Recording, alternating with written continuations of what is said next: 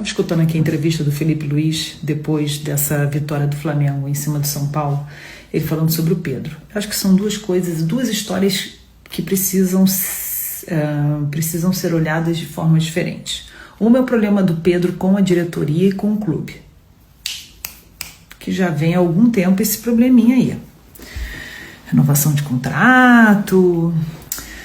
E existe esse outro problema, que aí é uma questão de postura como jogador, como companheiro e como atleta do Flamengo, atleta do Felipe Luiz.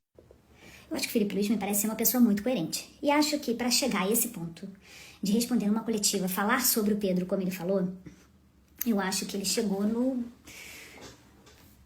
limite como técnico e como profissional que precisa se posicionar quando as coisas passam do limite.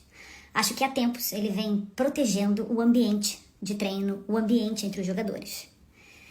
E houve essa questão do Pedro durante a semana, e como ele sequer relacionou o Pedro para esse jogo, né, esse retorno do Flamengo ao Campeonato Brasileiro, é óbvio que dúvidas e perguntas iriam surgir.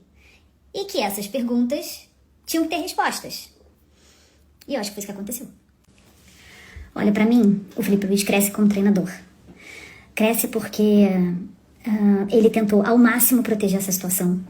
Ele foi questionado muito desde o retorno do Pedro em maio. Ele está sendo questionado à beça sobre essa questão do Pedro titular, Pedro não titular, principalmente depois do jogo contra o Corinthians, que o Pedro fez 2 gols e deu assistência naquela goleada, acho que de 4-0, não me lembro bem, mas acho que foi isso.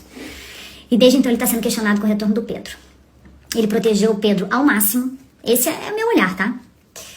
Até que, depois de conversas, depois de dizer ao Pedro a importância que ele tem pro time, que ele quer ver o Pedro como titular, que ele quer ver o Pedro numa Copa do Mundo, depois de reunir os capitães junto com o Pedro, depois de fazer tudo isso pelo Pedro, me parece que não adiantou muito e o Pedro continua insatisfeito. E só pra encerrar esse assunto, não me parece que o Felipe Luiz gosta de lavar roupa suja na frente de todo mundo. E nem ficar mandando recadinho pela imprensa.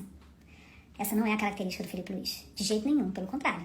Eu sempre senti nele muito cuidado na hora de falar sobre qualquer assunto referente aos seus jogadores, às suas escalações.